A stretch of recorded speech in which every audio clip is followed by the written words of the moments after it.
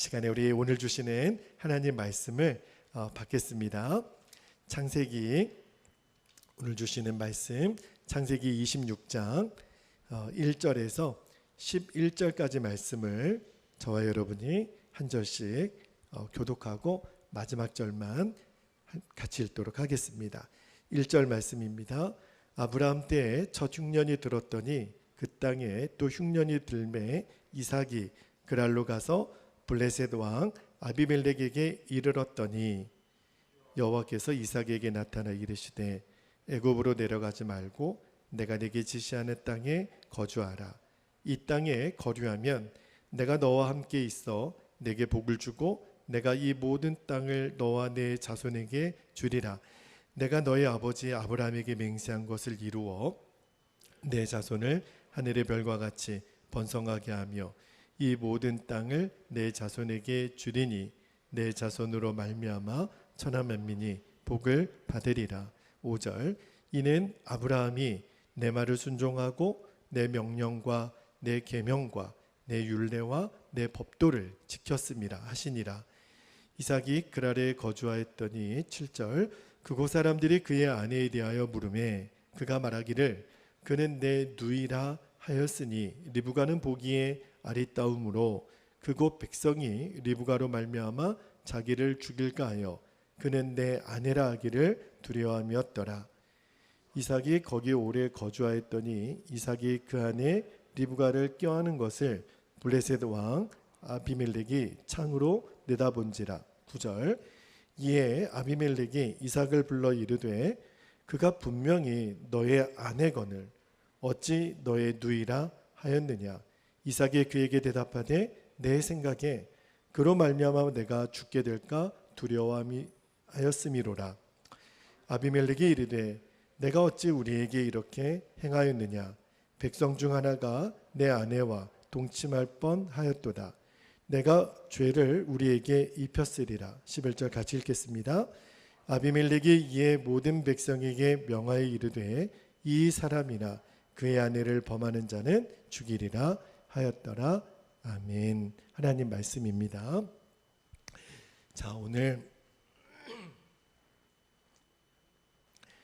창세기 26장으로 들어가는데 오늘 설교 제목이 하나님의 지시에 귀를 기울이라는 제목으로 말씀을 나눌게요. 자, 오늘과 이제 다음 주에 이제 아브라함의 아들 이제 이삭에 관한 중요한 말씀을 나누는데 오늘 본문에 보면 이제 아들 이삭이 아버지 아브라함이 창세기 25장에 보면 죽잖아요. 그 다음에 하나님이 이제 아들 이삭에게 지금까지는 아브라함의 믿음의 그늘 아래 있었다면 이제 이삭이 홀로 믿음으로 설 수 있는 중요한 훈련을 두 가지를 오늘 이삭에게 시키죠. 이제는 정말 아브라함의 믿음이 아니라 이삭의 믿음으로 서야 할 필요가 있기 때문에 그렇습니다. 자, 오늘 본문은 이렇게 시작이 돼요. 가나안 땅에 먹을 것을 구하기가 힘들 정도로 흉년이 들었다고 말씀이 시작이 됩니다. 이제 이 아들 이제 이삭이 보면 한 가정의 가장이잖아요. 그런데 이제 식량이 떨어졌으니 어떻게 해요? 가족을 데리고 식량을 구하기 위해서 애굽으로 떠나자. 이렇게 이제 이삿짐을 꾸리게 됩니다. 이유는요. 가나안 땅에는 흉년이 들었지만 당시 애굽에는 이 나일강이라고 하는 큰 강이 있어서 어지간한 흉년이 와도 애굽에는 양식이 떨어지는 일이 없었거든요. 그래서 많은 사람들이 가나안에 흉년이 들면 다 애굽으로 이사를 갔어요. 그래서 이삭도 아무 생각 없이 가족들을 데리고 애굽으로 이사를 갑니다. 근데 이때까지만 해도요. 성경 말씀에 이삭이 하나님의 인도함을 받았다라는 표현이 나오지 않아요. 자, 여기가 하나님의 믿음, 그러니까 이삭이 하나님 앞에 믿음의 훈련을 받는 중요한 테스트인데요. 아직까지 이삭은 하나님의 인도함을 받는 훈련이 잘 되어 있지가 않아요. 자, 이제 애굽 땅에 들어가기 직전에 그랄 땅에 이삭이 머물었을 때 하나님이 이삭에게 나타나서 애굽으로 가는 것을 막습니다. 2절부터 5절까지 쭉 말씀을 보면 절대로 애굽으로 내려가지 말라고 하면서, 자, 2절 말씀을 한번 볼게요. 하나님이 이삭에게 그랄 땅에서 이렇게 말씀하세요. 여호와께서 이삭에게 나타나 이르시되 애굽으로 내려가지 말고 내가 내게 지시하는 땅에 거주하라. 그러면서 하나님이 이삭에게 무슨 말씀을 하냐면, 너의 아버지 아브라함 때부터 아브라함이 고향의 친척 아비집을 떠나서 가나안 땅까지 오게 하셨고, 또 아브라함이 그 말씀에 순종해서 아브라함과 그 자손들에게 엄청난 복을 내려주시고 이 가나안 땅을 주셨다, 이런 말씀을 하시면서 이삭에게 그러는 거예요. 그러므로 너도 이 땅을 떠나지 말라는 거예요. 애굽으로 내려가지 말라는 거예요. 그러면 내가 너에게 복을 주시겠다, 그런 말씀을 하시는 거예요. 그러면서 이제 이삭이 깨닫는 거죠. 아, 그렇구나. 원래 내가 거해야 될 땅이 가나안 땅이었구나. 내가 하나님께 묻지 않고 하나님의 인도함을 받지 않고 내 마음대로 애굽으로 내려가려고 했던 것에 대한 깨달음을 얻어요. 그러니까 갑자기 이런 어떤 두려움에 사로잡히니까, 문제가 오니까 하나님 어떻게 해야 할까요? 라고 묻지 않고 내 마음대로 행동했던 것에 대해서 이삭이 엄청난 교훈을 얻는 거예요. 그래가지고 애굽으로 내려가는 것을 멈추고 이제 그랄 땅에 정착을 하게 됩니다. 근데 이 순종이 이삭에게 굉장히 엄청난 하나님의 복이 임하게 되죠. 하나님의 역사를 경험하게 돼요. 어쨌든 우여곡절 끝에 하나님이 이삭에게 시키셨던 첫 번째 훈련, 이제는 하나님께 묻고 하나님의 인도를 받는 이제 기근을 통해서 이삭이 처음에 배우게 됐죠. 자, 이 첫 번째 훈련은 가까스로 잘 통과를 하는데, 그런데 이삭에게 그만 두 번째 위기가 닥쳐옵니다. 근데 그 위기 앞에 이삭이 속절없이 무너져요. 자, 그랄 땅에 이삭이 머물기는 했는데 그때 이삭의 마음에 갑자기 두려운 마음이 생기는 겁니다. 7절 말씀에 한번 볼게요. 7절 말씀에 그곳 사람들이 그의 아내에 대하여 물음에 그가 말하기를 그는 내 누이라 하였으니 리브가는 보기에 아리따움으로 그곳 백성이 리브가로 말미암아 자기를 죽일까 하여 그는 내 아내라 하기를 두려워함이었더라. 자, 어떤 위기가 닥쳐오냐면 그랄 땅에 있는 이제 또 다른 사람들이 이삭의 아내가 리브가잖아요. 그러니까 리브가가 너무 아름다워서 아내를 빼앗고 나를 죽일까 갑자기 두려움이 이삭의 마음에 임한 거예요. 근데 여러분, 오늘 이 본문의 배경과 이삭의 말과 행동을 보면 어디서 많이 좀 본 듯한 내용 아니에요? 제가 이전에 창세기 12장 강의할 때 그때 설교 제목이 아브라함은 왜 그랬을까? 그렇게 제가 말씀을 전했던 적이 있었는데, 그때도요 아브라함이 똑같은 일을 했어요. 그때도요 아브라함이 거하던 땅에 기근이 들어 아브라함이 식소를 데리고 애굽으로 이주를 하잖아요.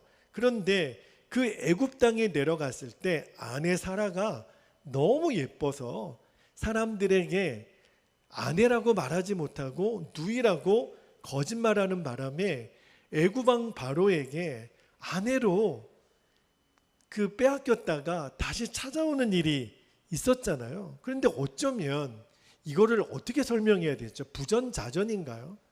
아니, 어떻게 아버지에게 있었던 일이 똑같이 아들 이삭에게 반복되느냐 말이에요. 이게 참 믿음의 조상들이라고 말하기가 너무 부끄러운 일이 지금 대를 이어서 등장하는 거예요. 우리 생각에 야, 어떻게 아브라함이 그럴 수가 있을까? 이삭이 어떻게 그럴 수 있을까? 그런데 사람이 여러분 이렇게 감당하기 어려운 죽을 것 같은 두려움에 확 사로잡히면 자기도 모르게 거짓말이 튀어나온다는 거예요. 어떤 심리죠? 내 목숨이라 건져보자. 이런 심리가 발동이 된다는 거예요. 그러니까 이삭이 내 아내 리브가는 어떻게 될 건지, 아버지 아브라함과 나에게 주신 하나님의 약속이 어찌 되든지 머릿속에 아무 생각이 안 나는 거예요. 갑자기 두려움에 사로잡히니까 나부터 살고 봐야지. 여러분, 우리도 똑같아요. 우리도 인생에 죽을 것 같은 두려운 일이 갑자기 닥칠 때가 있습니다. 그때 하나님이 저와 여러분의 믿음을 테스트해 보는 거예요. 이런 순간에도 초연하게 담담하게 하나님을 의지할 수 있는지, 아니면 너무 두려운 나머지 인간적인 반응이 나오는지.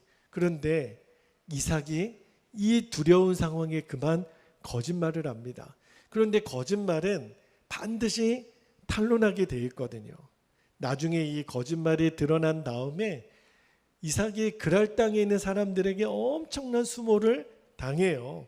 자, 처음에 이삭이 거짓말을 했으니까 그랄 땅에 있는 사람들은 다 그게 리브가가 이삭의 아내가 아니라 동생인 줄 알았던 거죠. 그런데 어느 날 그 아비멜렉이 창밖을 내다보는데 이삭이 리브가를 끌어안고 있는 거예요. 이게 보니까 오빠 여동생 사이가 아닌 거예요. 누가 봐도 부부 사이인 거죠. 그래서 9절에 보면 이렇게 묻습니다. 9절에 이에 아비멜렉이 이삭을 불러 이르되 그가 분명히 내 아내거늘 어찌 내 누이라 하였느냐. 막 이렇게 따지니까 그 이삭의 9절 후반절에 이렇게 대답합니다. 이삭이 그에게 대답하되 내 생각인 거예요. 그로 말미암아 내가 죽게 될까 두려워하였음이로다. 그러니까 이삭이 또 솔직하게 이야기는 해요. 왜 거짓말을 했냐고 물었더니 죽을까 봐 그랬다는 거예요. 내가 죽을까 봐, 내 아내를 빼앗기고 내가 죽을까 봐 그랬다고. 여러분, 이 순간이 있잖아요. 죽을까 봐 이러지도 못하고 저러지도 못하는 인생의 절체절명의 위기가 닥쳐왔을 때 이제는 알아야 돼요. 이때가 하나님이 우리의 믿음을 테스트하는 중요한 순간이에요. 아비멜렉이 이 이야기를 듣고요, 엄청나게 화가 나서 10절에 이렇게 이야기합니다. 10절에 보니까 아비멜렉이 이르되 내가 어찌 우리에게 이렇게 행하였느냐. 백성 중 하나가 내 아내와 동침할 뻔하였도다. 내가 죄를 우리에게 입혔으리라. 그리고 이어지는 11절 보면 이제 블레셋 사람들에게 엄히 경고합니다. 11절에 아비멜렉이 이에 모든 백성에게 명하여 이르되 이 사람이나 그의 아내를 범하는 자는 죽이리라 하였더라. 그러니까 오히려 하나님이 아비멜렉의 마음을 감동시키셔서 이삭을 보호해 주는 장면이 나와요. 아브라함 때도 똑같이 그랬거든요. 참 하나님은 재밌으세요. 이 상황에 그래도 아브라함 편을 들어주셨고 또 이삭도 이렇게 보호해 주세요. 그러나 오늘 우리가 이 말씀을 통해서 하나님이 정말 우리에게 주시려는 메시지는 뭘까? 하나님이 오늘 이 말씀을 읽게 하시는 의도는 뭘까? 하나님이 주신 마음을 여러분과 좀 나누고 싶은데, 그것은 어떤 순간에도 하나님의 지시를 따라야 된다는 겁니다. 특별히 이렇게 막 죽을 것 같은 위기가 왔을 때, 정말 내 힘으로는 도저히 감당할 수 없는 고난이 왔을 때, 이때야말로 내가 하나님의 인도함을 받아야 돼요. 하나님의 지시를 따라야 할 때라는 것을 잊으시면 안 됩니다. 여러분, 창세기 12장의 아브라함이나 또 오늘 본문에 나오는 이삭이 정말 믿음의 조상답지가 않잖아요. 그죠? 어떻게 이렇게 사람이 비참하게 어이없이 무너질 수 있을까? 그렇다면 우리가 더더욱 믿음의 조상들도 이렇게 무너질 수 있는 연약함이 있다면 오늘이야말로 저와 여러분의 믿음을 점검해 보셔야 돼요. 정말 나는 죽을 것 같은 어려움이 왔을 때 담대하게 기쁨으로 초연하게 기도하고 감사하며 이길 수 있는 사람인지, 아니면 오만상 다 찌푸리고 낙심하고 두려워하고 입만 열면 안 된다, 죽겠다, 힘들다, 이 사람 저 사람 찾아다니면서 허둥대고 있는 사람인가. 이제 내 믿음의 실체를 정확히 보셔야 돼요. 만약에 우리도 이런 어려움이 찾아왔을 때 하나님의 인도하심을 정확히 받지 못하면 오늘 이삭이 그랄 사람들에게 너무너무 수치를 당하잖아요.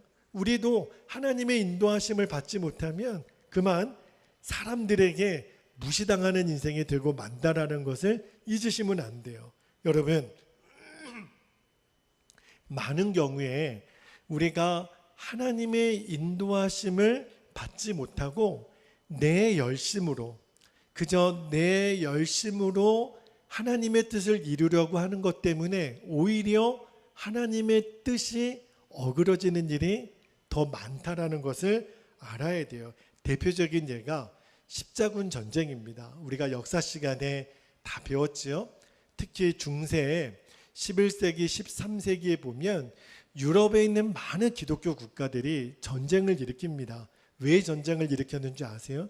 중동에 있는 하나님을 믿지 않는 그 아랍의 나라들을 이제 침략을 하는데, 그들이 전쟁을 일으킬 때 그게 하나님이 기뻐하시는 거룩한 성전이라고 그랬어요. Holy War라고 해가지고 깃발마다 또 방패마다 십자가를 그리고 전쟁을 했는데, 그때 수많은 이슬람 교도들의 생명을 짓밟고 학살하는 무서운 전쟁을 일으켰죠. 그런데 이제 중세 그 십자군 전쟁을 다시 재조명해 보면 이 일이 하나님께 귀를 기울이고 하나님의 지시를 받아 순종한 일이었다라고 볼 수가 없다는 거예요.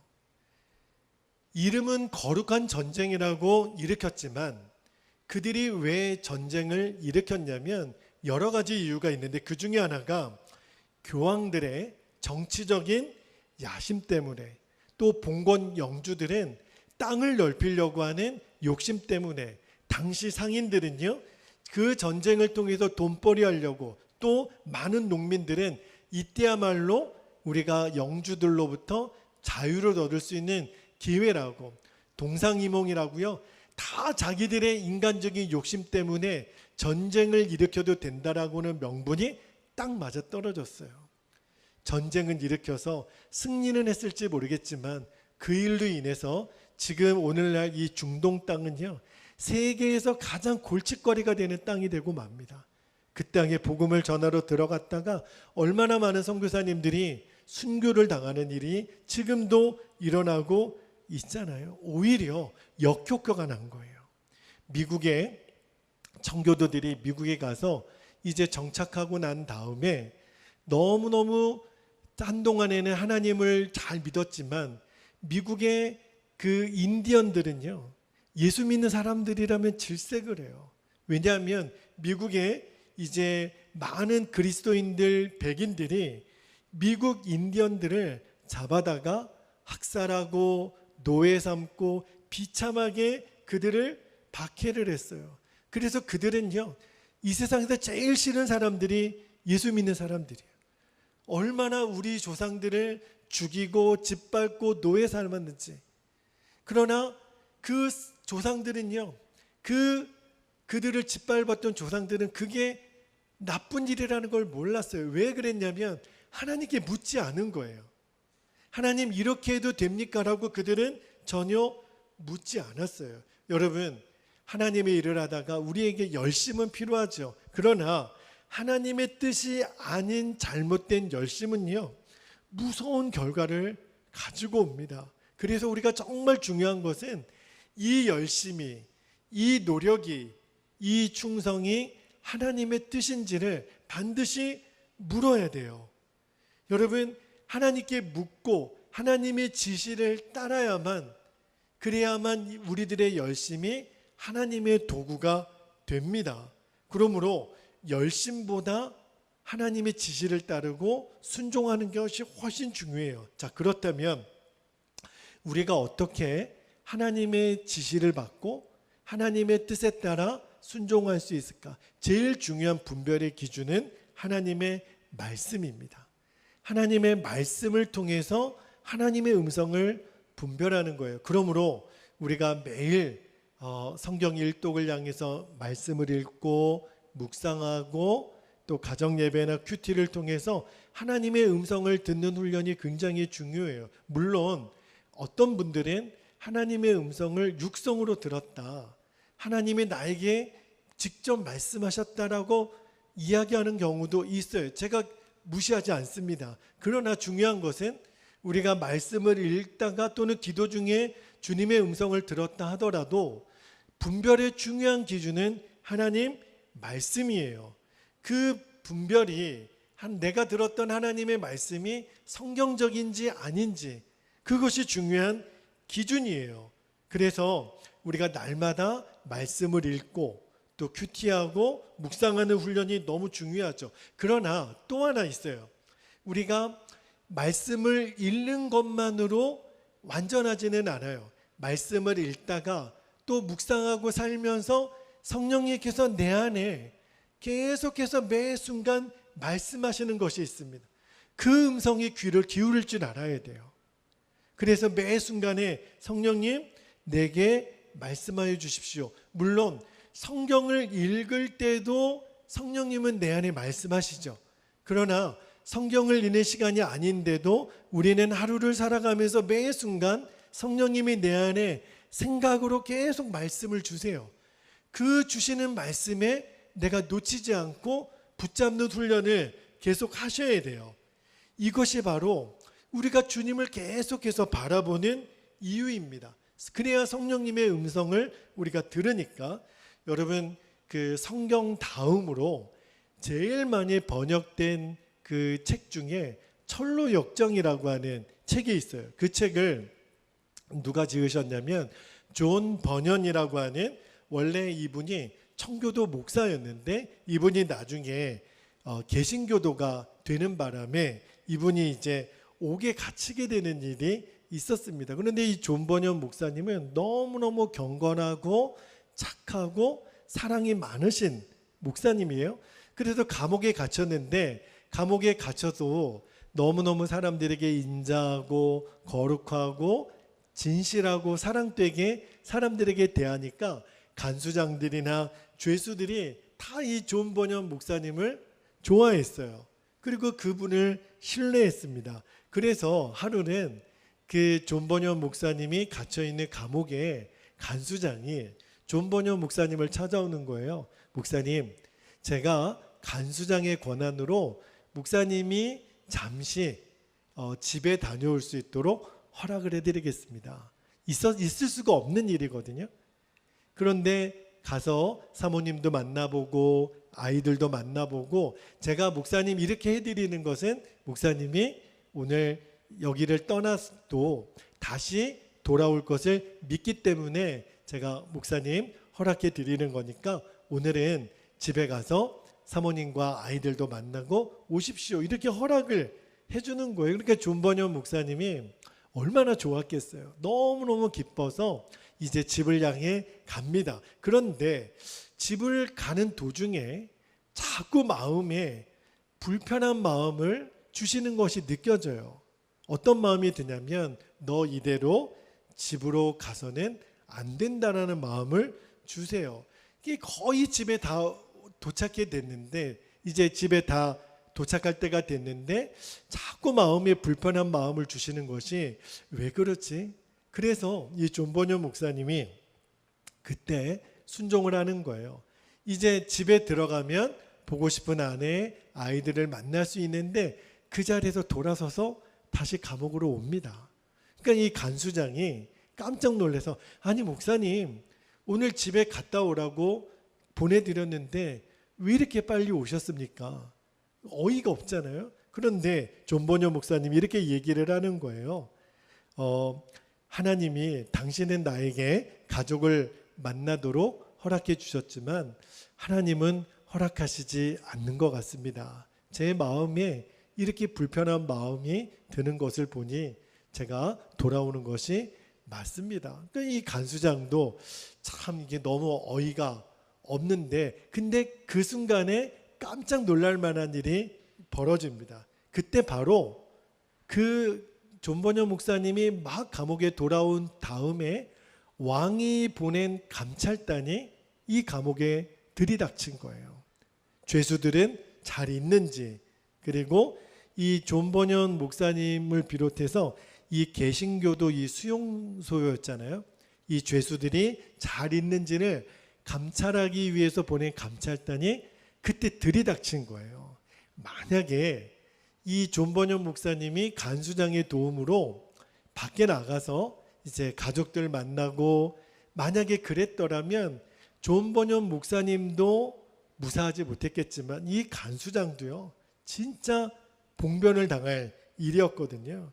여러분, 하나님께서 우리들의 삶을 인도하실 때 말씀을 읽을 때도 주님은 우리에게 가르쳐 주세요. 그러나 그렇지 않을 때도 늘 하나님의 말씀을 묵상하고 말씀을 따라 사는 사람들에게는 성령님께서 계속 순간순간 우리에게 생각으로 역사하세요. 자, 말씀 한 구절만 볼까요? 요한복음 14장 26절에 보혜사 곧 아버지께서 내 이름으로 보내실 성령, 그가 너희에게 모든 것을 가르치고 내가 너희에게 말한 모든 것을 생각나게 하리라. 생각나게 하리라 말씀하셨어요.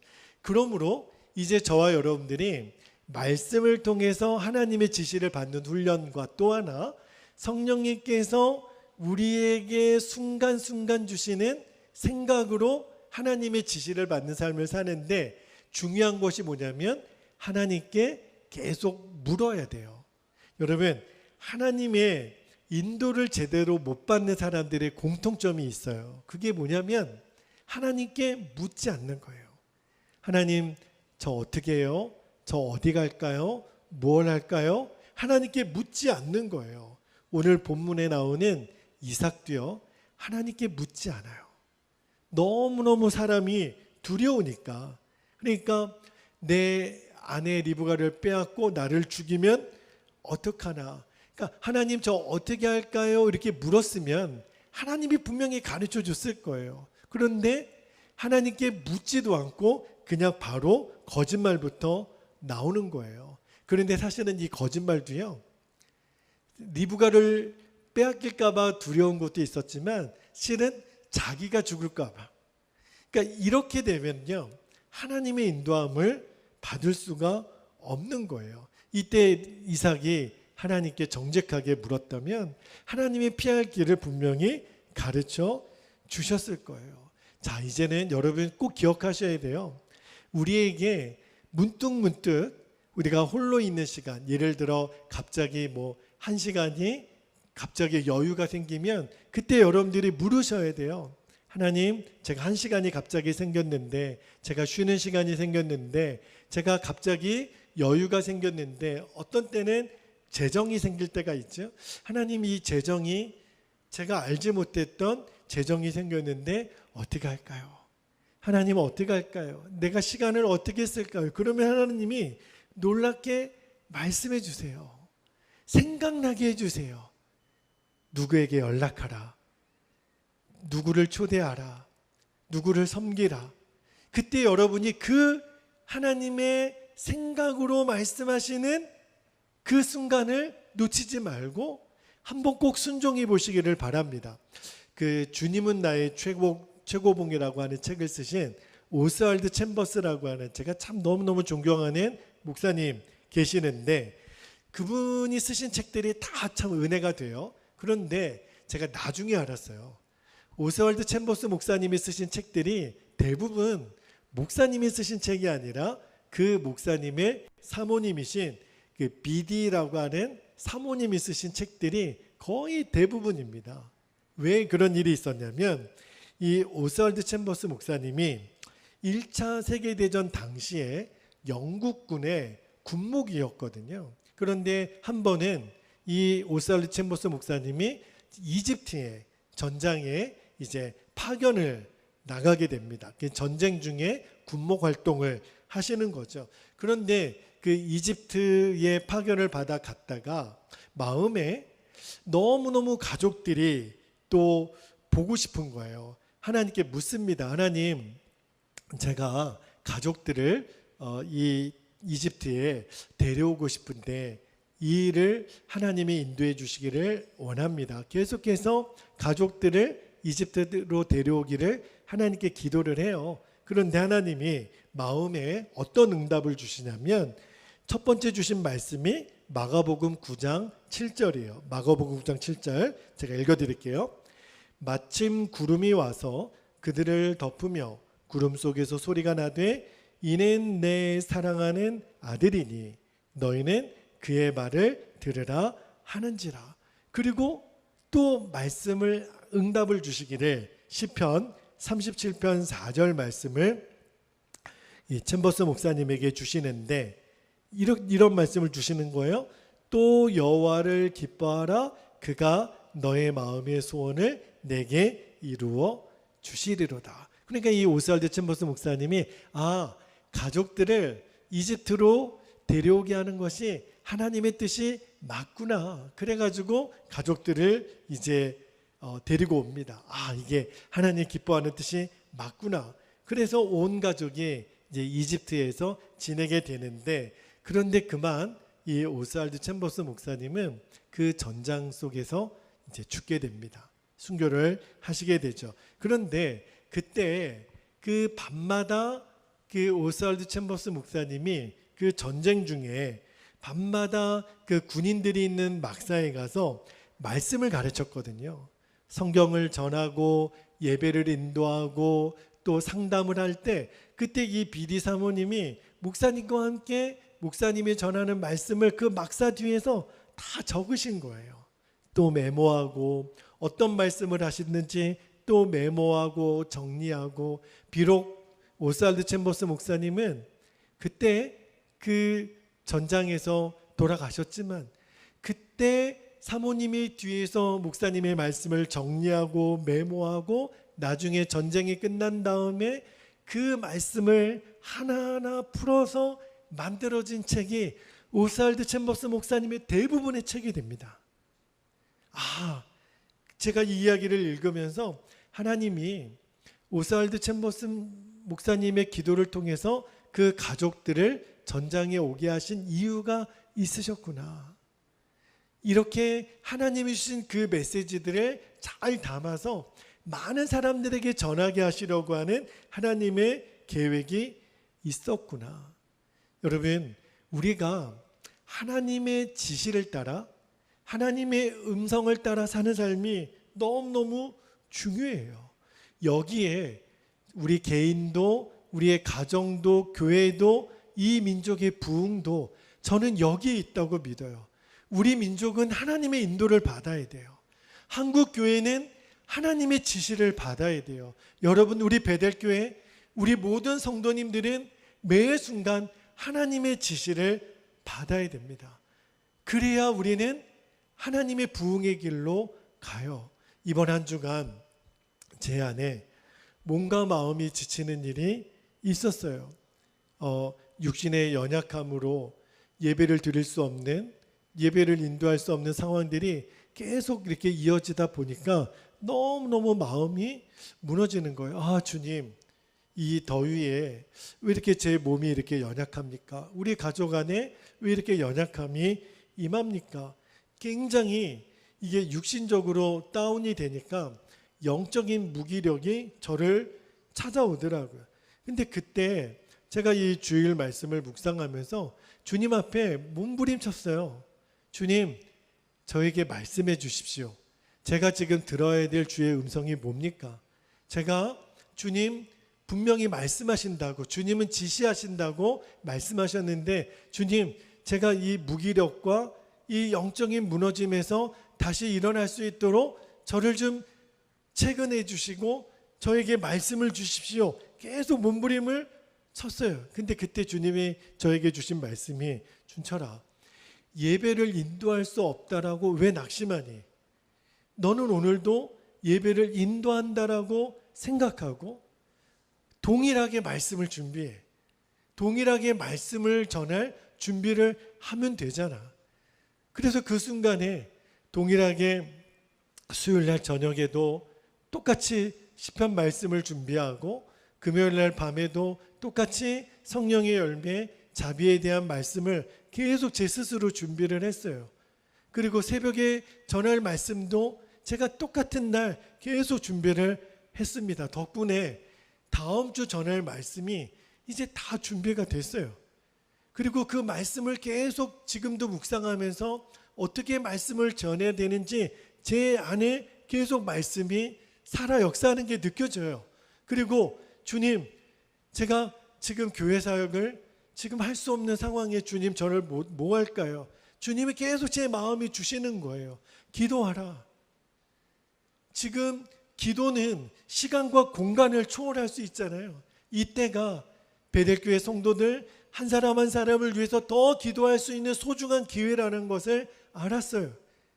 그래서 더 구체적으로, 더 집중적으로 우리 성도들 한 분 한 분을 십자가에 올려드리며 하나님, 지금 삶 속에서 치열하게 살아가고 있는 그 질병의 권세와 치열하게 싸우고 있는 우리 성도들 한 사람 한 사람을 올려드리고, 그리고 주님이 갑자기 생각나게 하시는 분들을 연락하게 하고 문자를 보내게 하고 전화를 드리게 하고 위로하는 사역을 계속 시키시는 거예요.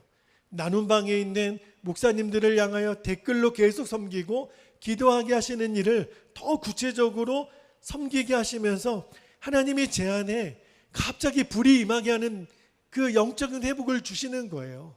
그냥 가만히 아무것도 안 하고 그냥 누워만 있었으면, 그냥 쉬고만 있었으면 육신은 회복이 될지 모르겠지만 제 영적으로는 계속 눌리고 있었거든요. 그런데 주님 말씀해 주십시오. 주님, 제가 순종하겠습니다. 말씀을 읽을 때도 답답했던 제 심정이 주님 말씀에 순종하라. 작은 것 하나부터 주님 나를 지시해 주시고 지시하심에 내가 순종하겠습니다.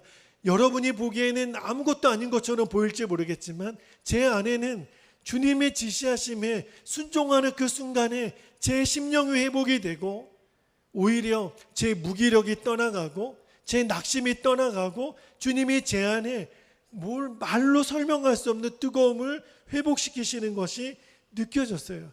제 안에 부흥이 느껴졌어요. 여러분, 똑같습니다. 우리가요, 영적으로 방황하고 있다라고 느껴지는 분들이 있다면 원인은 딱 한 가지예요. 내가 지금 하나님의 지시를 안 따르는 거예요. 하나님은 우리에게 말씀을 안 하시는 게 아닙니다. 주님은 우리에게 분명히 말씀하세요. 아들아, 이리로 가야 돼, 저리로 가야 돼, 지금은 이것을 해야 돼. 문제가 있다면 우리가 하나님께 묻지 않는 거예요. 하나님께 물으면 우리가 말씀 중에 주님은 반드시 말씀하시고, 하나님께 우리가 물으면 우리의 삶 속에 주님은 계속 생각으로 내게 말씀해 주세요. 이거를 내가 해야 되는 거구나, 이거는 내가 하지 말아야 되는 거구나. 모든 순간에 주님은 말씀하세요. 모든 지각에 뛰어난 하나님의 평강이 우리들의 마음과 생각을 다스리시고 지키세요. 여러분, 하나님께 묻는 생활부터 회복하면 돼요. 우리에게 지금 필요한 것은 하나님의 인도함을 받는 겁니다.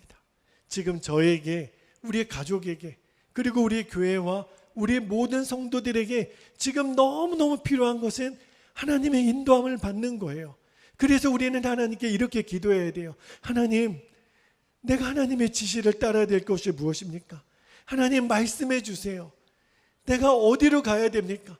주님이 이삭에게 그랄 땅에 머물러 애굽으로 가지 말라고 했을 때 이삭이 정확하게 듣고 멈춥니다. 그리고 다음 주에 말씀을 나누겠지만 하나님이 놀랍게 이삭의 삶에 개입하시고 역사해 주세요. 우리도 마찬가지예요.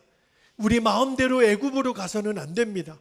우리 마음대로 두렵다고 내 아내를 내 동생이라고 말해서는 안 되는 거예요. 그 순간에 하나님께 물을 줄 알아야 돼요. 주님, 내가 애굽으로 가는 게 맞습니까? 내가 왜 이렇게 마음이 두렵습니까? 그때 주님의 지시가 임할 거예요. 이삭아, 두려워하지 말아라. 너의 아비 아브라함과 함께 했던 내가 너와 함께한다. 내가 너를 지킨다. 내가 너를 인도한다. 너는 나의 지시만 따르면 돼. 여러분 똑같아요. 우리도 날은 덥고 우리의 몸은 약하고 뭔가 내 안에 무기력함이 느껴질 때 그때 얼른 주님 앞에 무릎 꿇고 주님 말씀해 주세요. 제가 들을게요. 제가 순종할게요. 그러면 주님이 기가 막히게 인도하세요. 지나고 보면 어쩌면 하나님이 이렇게 합력하여 선을 이루실까? 우리 하나님은 살아계신 하나님, 기가 막히신 하나님, 모든 것을 하시는 하나님, 우리들의 모든 인생의 퍼즐을 완벽하게 짜맞추어 선을 이루시는 하나님이시거든요. 그러므로 오늘 우리가 기도하기를 원해요. 하나님 말씀해 주세요. 하나님 내 인생 인도해 주세요. 하나님 우리 가정과 우리 교회를, 이 나라 민족을 주님 인도해 주세요. 우리는 하나님의 지시에만 귀를 기울이고 나아갈 것입니다. 이 시간에 우리 함께 기도할 때 우리 두 가지 기도 제목을 붙잡고 기도할 거예요. 우리가 주님 앞에 이 간절한 기도의 제목을 구하면 우리의 방황은 멈춰지게 될 겁니다. 우리의 두려움은 사라지게 될 것입니다. 첫 번째 기도 제목, 다급한 순간에 오히려 하나님의 지시를 따를 수 있는 영적인 담대함과 분별을 주옵소서. 두 번째, 언제나 하나님께 묻고 순종하는 삶의 패턴이 나의 것이 되게 하옵소서. 그래서 하나님의 인도함을 정확히 받는 우리들의 인생 되게 하여 주옵소서. 우리 주님의 이름을 간절히 부르신 후에 통성으로 기도하겠습니다. 주여. 할렐루야. 사랑과 은혜가 풍성하신 아버지 하나님, 오늘도 우리가 주의 말씀 앞에 섭니다. 이삭이 기근이 닥치고 두려움이 닥치니까 그의 인생에 어떻게 하나님의 인도함을 받아야 될지 분별의 기준을 잃어버리고 방황했던 것처럼 아버지 하나님, 우리도 죽을 것 같은 두려운 상황에 문제가 올 때마다 아버지 하나님 어찌할 줄을 몰라 당황하고 두려워하고 방황하는 인생이 아니라 이제는 하나님의 뜻이 무엇입니까? 하나님은 이 시간에 나를 통하여 무엇을 하기를 원하십니까? 이렇게 담대하게 물을 수 있고 하나님의 인도함을 분별할 수 있으며 하나님 말씀을 들을 수 있으며 성령의 인도하심에 감하여 하나님의 뜻을 따라 하나님의 지시를 따라 살 수 있는 은혜가 아버지 하나님 우리들 안에 누려지게 되기를 원합니다.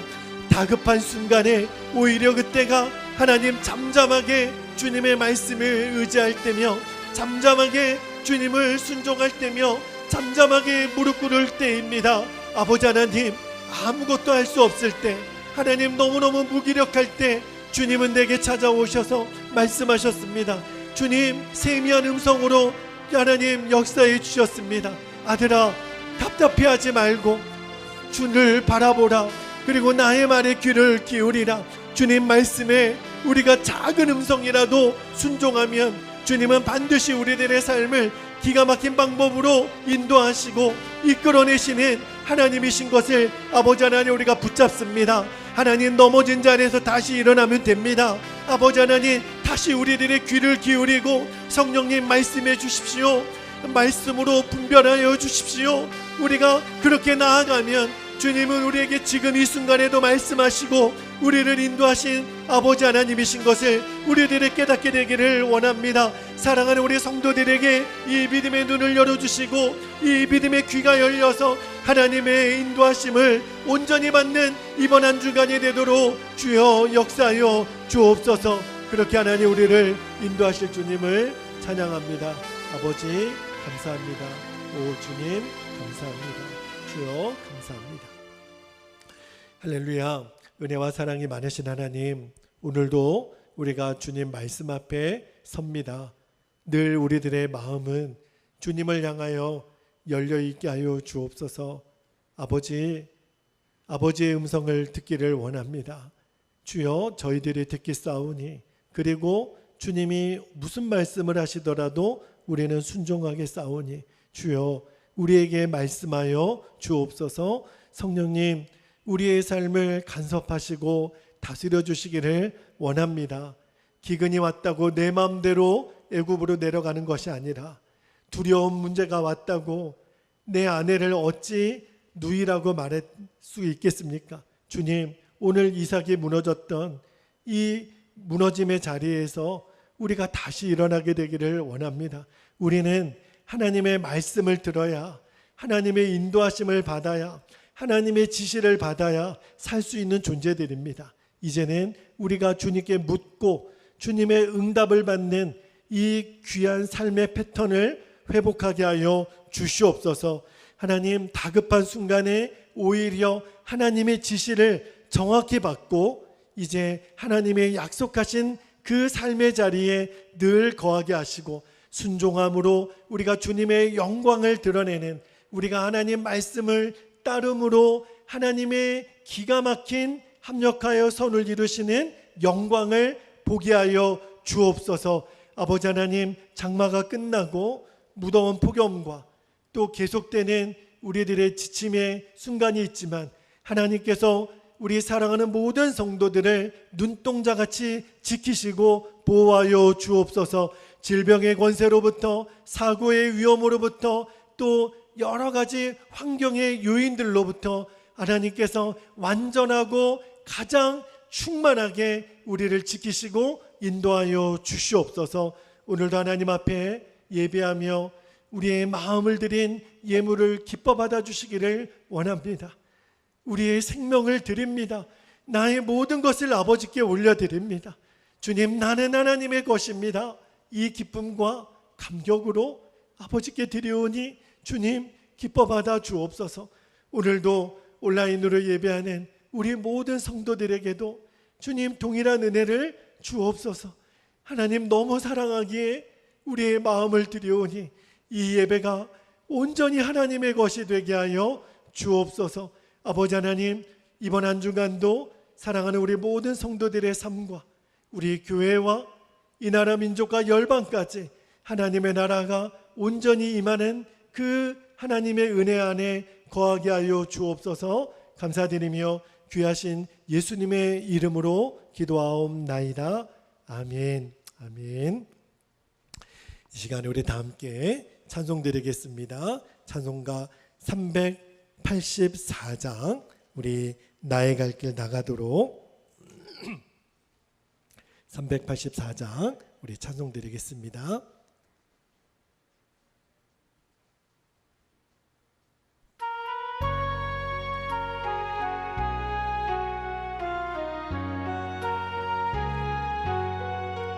나의 갈 길 나가도록 예수 인도하시니 내 주 안에 있는 긍휼 어찌 근심하리요. 믿음으로 사는 자는 하늘 위로 받겠네. 무슨 일을 만나든지 만사 형통하리라. 무슨 일을 만나든지 만사 형통하리라.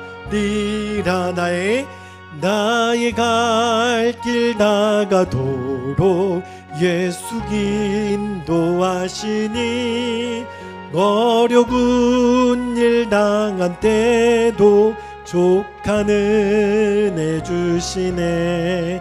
나는 심히 고단하고 영혼 매우 가라나.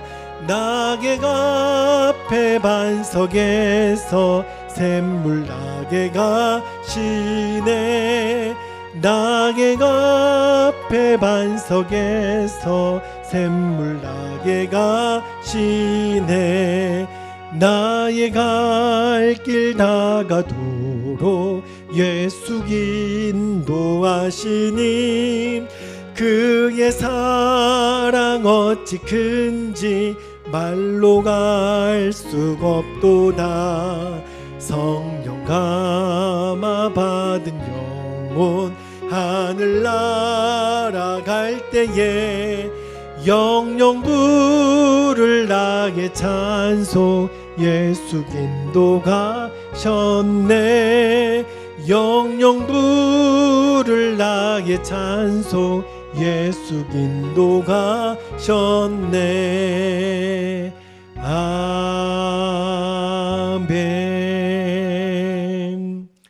이제는 우리 주님 예수 그리스도의 그 크신 은혜와 하나님 아버지의 영원하신 사랑하심과 오늘도 우리 안에 살아 역사하시는 성령의 내주 역사 충만하심의 은총이 오직 하나님의 지시에 귀를 기울이며 이번 한 주간도 승리의 삶을 향하여 달려가는 오늘 예배하는 우리 모든 성도들과 우리의 교회와 이 나라 민족과 열방 가운데 지금부터 영원토록 함께 하시기를 간절히 축원하옵나이다.